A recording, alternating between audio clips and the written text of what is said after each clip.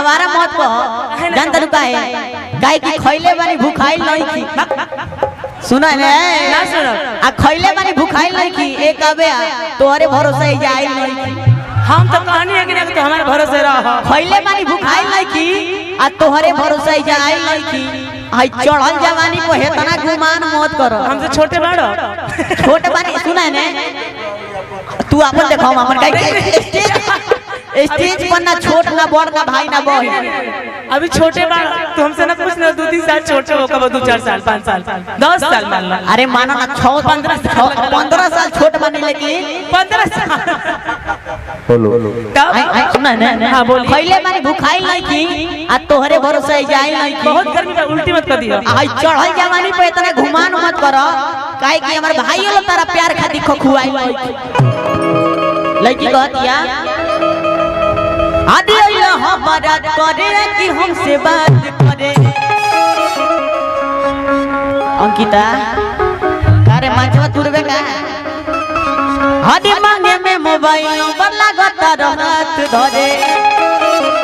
लेकिन लड़का कहता कबे जी हां बोली हदी गोरी फूल हदी बाडू हदी पापा के परी बाडू हम तुम्हारे पापा के परी है तू पापा के पढ़ा हो हम पापा के पारा ना हो माँ के मगर मौज है माँ के मगर मौज जी अच्छा हदी गोरी फूल हदी बाडू मगर मस्त दुनिया में ना खेला पानी में लोग खेला काहे के ए अभी तू जानत नहीं हदी पापा के परी बाडू बाबा हदी लगलू पसारे तू तो पा हरी पियर खरा कवाली आ कोच कोच मार तारुआ हरी पियर खरा कवाली आज के डेट में हाथ मारने का जमाना है काहे नहीं है अब ये तो आंख मारे के जमाना बा नहीं है ऐसे बता ना ये कुछ लिखा गया ऐसे फेंका सुना है ना अभी के डेट में क्या होता है जे खाना काढो नु कोई गोड़ा देख के तरह के आंख मार देला होई लेकिन हम ध्यान देतम ना आई महिमा जी आई महिमा जी के देख के कोई गोड़ा आंख मार देला होई भैया कौन खड़ी बाड़ा सा अरे हदी गोरी फूल हदी बाडू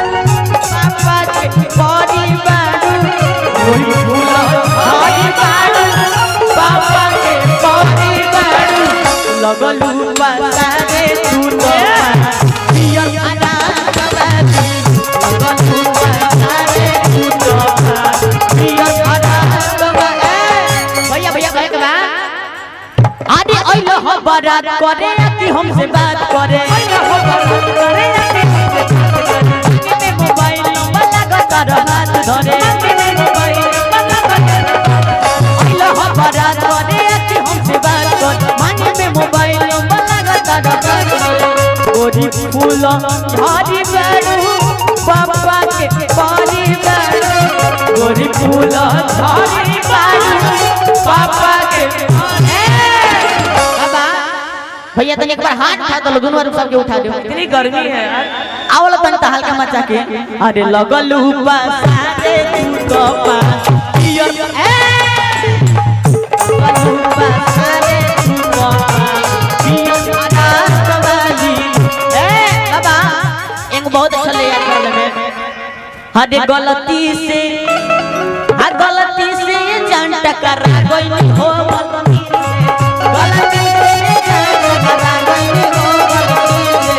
गलती से जान टकरा गई हो गलती से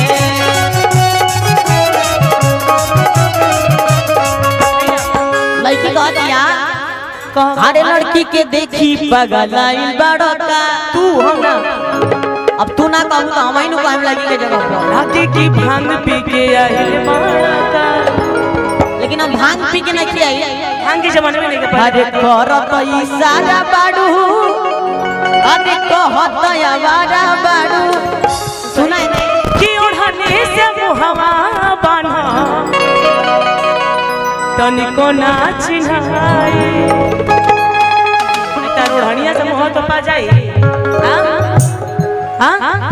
आ राजा जी देर जन लगई